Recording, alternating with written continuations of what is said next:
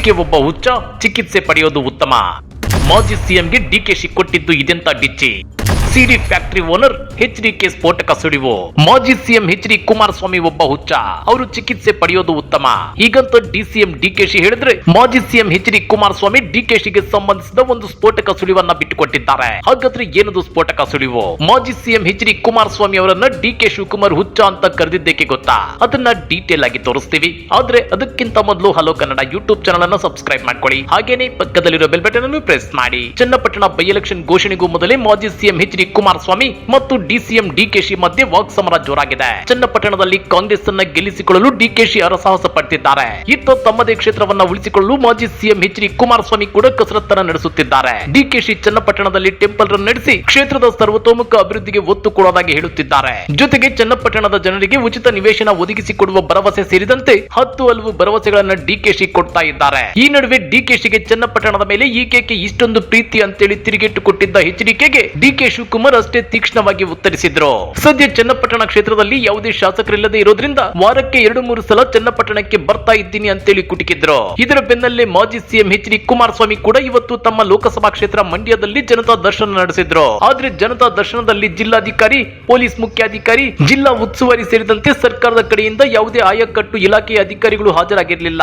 ಯಾಕಂದ್ರೆ ಗುರುವಾರ ನಡೆದ ಸಂಪುಟ ಸಭೆಯಲ್ಲಿ ಸರ್ಕಾರದ ಕಡೆಯಿಂದ ಮೌಖಿಕ ಆದೇಶ ಇತ್ತು ಅನ್ನೋ ಮಾತುಗಳು ಕೇಳಿ ಬಂದಿವೆ. ಇದಕ್ಕೆ ಉರ್ಕೊಂಡಿರೋ ಕೇಂದ್ರ ಸಚಿವ ಎಚ್ಡಿ ಕುಮಾರಸ್ವಾಮಿ ಅಧಿಕಾರಿಗಳಿಗೆ ಸರ್ಕಾರ ಸೂಚನೆ ನೀಡುವ ಮೂಲಕ ಸಣ್ಣತನದಿಂದ ನಡೆದುಕೊಂಡಿದೆ. ಇದು ನನ್ನ ಅಥವಾ ನನ್ನ ಪಕ್ಷದ ಕಾರ್ಯಕ್ರಮವಲ್ಲ, ಕೇಂದ್ರದ ಮಂತ್ರಿಯಾಗಿ ಜನರ ಕಷ್ಟ ಸುಖಗಳನ್ನ ಕೇಳುವ ಜನತಾ ದರ್ಶನ ಕಾರ್ಯಕ್ರಮವಿದು ಅಂತೇಳಿ ಕಿಡಿಕಾರಿದ್ದಾರೆ. ಅಷ್ಟೇ ಅಲ್ಲ, ಇದೇ ವೇಳೆ ಮೈಸೂರು ನಗರಾಭಿವೃದ್ಧಿ ಪ್ರಾಧಿಕಾರ ಅಂದ್ರೆ ಮೂಡಾದಲ್ಲಿ ನಡೆದಿದೆ ಎನ್ನಲಾದ ಹಗರಣ ಇದೀಗ ತೀವ್ರ ಸ್ವರೂಪ ಪಡೆಯುತ್ತಿದ್ದು ರಾಜ್ಯ ಸರ್ಕಾರವನ್ನ ವಿಪಕ್ಷಗಳು ಇಕ್ಕಟ್ಟಿಗೆ ಸಿಲುಕಿಸಿವೆ. ಈ ಸಂಬಂಧ ಪ್ರತಿಕ್ರಿಯಿಸಿರುವ ಕೇಂದ್ರ ಭಾರಿ ಕೈಗಾರಿಕೆ ಹಾಗೂ ಉಕ್ಕು ಸಚಿವ ಎಚ್ಡಿ ಕುಮಾರಸ್ವಾಮಿ ಅವರು ಮುಖ್ಯಮಂತ್ರಿ ಕುರ್ಚಿ ಮೇಲೆ ಕಣ್ಣಿಟ್ಟವರಿಂದ ಮೂಡ ಹಗರಣ ಬಯಲಾಗಿದೆ ಅಂತೇಳಿ ಕುಟುಕಿದ್ದಾರೆ. ಜೊತೆಗೆ ಸಿಡಿ ಫ್ಯಾಕ್ಟರಿ ಈಗ ಬಂದ್ ಆಗಿದೆ, ಮೂಡ ಫ್ಯಾಕ್ಟರಿ ಶುರುವಾಗಿದೆ. ಇಷ್ಟು ದಿನ ಹೊರಗೆ ಬಾರದ ಹಗರಣ ಈಗ ಬಂದಿದ್ದು ಯಾಕೆ? ಇದರ ಹಿಂದೆ ಸಿಎಂ ಕುರ್ಚಿ ಮೇಲೆ ಟವಲ್ ಹಾಕಿರುವವರ ಪಾತ್ರ ಇದೆ ಅಂತೇಳಿ ಪರೋಕ್ಷವಾಗಿ ಡಿಸಿಎಂ ಡಿಕೆಶಿ ವಿರುದ್ಧ ಎಚ್ಡಿಕೆ ಆರೋಪಿಸಿದ್ದಾರೆ. ಕುಮಾರಸ್ವಾಮಿ ಅವರ ಈ ಹೇಳಿಕೆಯಿಂದ ಕೆರಳಿ ಕೆಂಡವಾಗಿರುವ ಡಿಸಿಎಂ ಡಿಕೆಶಿ ಕೇಂದ್ರ ಸಚಿವ ಕುಮಾರಸ್ವಾಮಿ ಒಬ್ಬ ಹುಚ್ಚ, ಅವರು ಆಸ್ಪತ್ರೆಗೆ ಸೇರಿ ಚಿಕಿತ್ಸೆ ಪಡೆಯೋದು ಉತ್ತಮ ಅಂತೇಳಿ ವಾಗ್ದಾಳಿ ನಡೆಸಿದ್ದಾರೆ. ಮೂಡ ಹಗರಣ ವಿಚಾರದಲ್ಲಿ ಕುಮಾರಸ್ವಾಮಿ ಮಾಡುತ್ತಿರೋದು ಆಧಾರರಹಿತ ಆರೋಪ.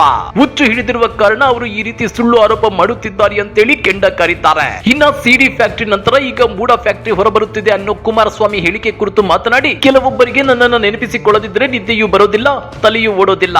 ಅವರು ಬಾಯಿಗೆ ಬಂದಂತೆ ಮಾತನಾಡುತ್ತಿರುವುದು ಬಹಳ ಸಂತೋಷದ ವಿಚಾರ ಅಂತೇಳಿ ತಿರುಗೇಟನ್ನು ನೀಡಿದ್ದಾರೆ. ಮಂಡ್ಯದಲ್ಲಿ ತಾವು ಮಾಡುತ್ತಿರುವ ಜನತಾ ದರ್ಶನಕ್ಕೆ ಅಧಿಕಾರಿಗಳು ಹೋಗಬಾರದೆಂದು ರಾಜ್ಯ ಸರ್ಕಾರದಿಂದ ಸೂಚನೆ ನೀಡಲಾಗಿದೆ ಎಂಬ ಕುಮಾರಸ್ವಾಮಿ ಅವರ ಆರೋಪದ ಬಗ್ಗೆ ಮಾತನಾಡಿ, ಜನರನ್ನ ಇಟ್ಟುಕೊಂಡು ಜನತಾ ದರ್ಶನ ಮಾಡಲಿ, ಹಳ್ಳಿ ಹಳ್ಳಿ ತಿರುಗಲಿ, ಯಾರು ಬೇಡ ಅಂತ ಹೇಳಿದ್ದಾರೆ. ಅಧಿಕಾರಿಗಳು ಶಿಷ್ಟಾಚಾರ ಪಾಲಿಸುತ್ತಾರೆ, ಅದರ ಪ್ರಕಾರ ಸಂಸದರನ್ನ ಹೇಗೆ ಸ್ವಾಗತಿಸಬೇಕು ಆ ರೀತಿ ಕೆಲಸ ಮಾಡುತ್ತಾರೆ. ನಾವು ದೆಹಲಿಗೆ ತೆರಳಿ ಅಲ್ಲಿನ ಅಧಿಕಾರಿಗಳನ್ನ ಬಳಸಿಕೊಳ್ಳಲು ಆಗುತ್ತದೆಯೇ? ಜನಕ್ಕೆ ಹೋಗಬೇಡಿ ಅಂತ ಹೇಳಲು ಆಗುತ್ತದೆಯೇ? ನನಗೆ ಈ ಆರೋಪದ ವಿಚಾರ ಗೊತ್ತೇ ಇಲ್ಲ, ನನಗೂ ಇದಕ್ಕೂ ಯಾವುದೇ ರೀತಿಯ ಸಂಬಂಧ ಇಲ್ಲ ಅಂತೇಳಿ ಡಿಕೆಶಿ ತಿರುಗೇಟನ್ನ ಕೊಟ್ಟಿದ್ದಾರೆ.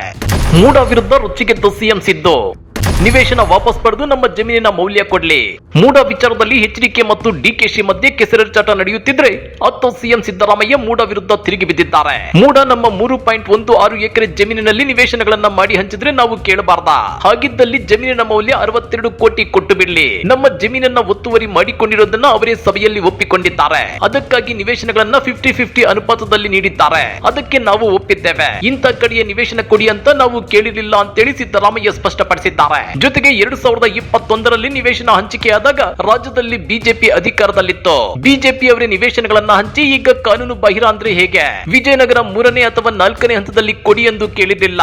ನಮಗೆ ಪರ್ಯಾಯವಾಗಿ 50-50 ಅನುಪಾತದಲ್ಲಿ ಕೊಡಲು ಒಪ್ಪಿದಂತೆ ಕೊಡಿ ಅಂತ ಹೇಳಿದ್ದೇವೆ. ಬಿಜೆಪಿಯದ್ದು ರಾಜಕೀಯ ಪ್ರೇರಿತ ಆಪಾದನೆ ಅಂತೇಳಿ ಸಿಎಂ ಸಿದ್ದರಾಮಯ್ಯ ರೊಚ್ಚಿಗೆದ್ದಿದ್ದಾರೆ. ಅದೇನೇ ಇರಲಿ, ಮೂಡ ಸುಳ್ಳಿನ ಪ್ರಕರಣವನ್ನ ಬಿಜೆಪಿ ನಾಯಕರು ಸೃಷ್ಟಿ ಮಾಡಿ ಅದರಲ್ಲಿ ಸಿಎಂ ಸಿದ್ದರಾಮಯ್ಯ ಅವರನ್ನ ಸಿಲುಕಿಸೋ ತಂತ್ರಗಾರಿಕೆ ನಡೆಯುತ್ತಿದ್ದಂತೆ ಮೇಲ್ನೋಟಕ್ಕೆ ಕಂಡು ಬರ್ತಿದೆ. ಈ ನಡುವೆ ಈ ಪ್ರಕರಣದ ಲಾಭ ಪಡೆಯೋಕೆ ಎಚ್ಡಿ ಕುಮಾರಸ್ವಾಮಿ ಅವಣಿಸುತ್ತಿದ್ದು ಸಿಎಂ ಸಿದ್ದರಾಮಯ್ಯ ಮತ್ತು ಡಿಸಿಎಂ ಡಿಕೆಶಿ ಮಧ್ಯೆ ಉಳಿಯಿಂಡೋ ರಣತಂತ್ರವು ನಡೆಯುತ್ತಿದೆ. ಈ ಬಗ್ಗೆ ನೀವೇನಂತೀರಾ? ಕಮೆಂಟ್ ಮಾಡಿ, ವಿಡಿಯೋ ಲೈಕ್ ಮಾಡಿ, ಶೇರ್ ಮಾಡಿ.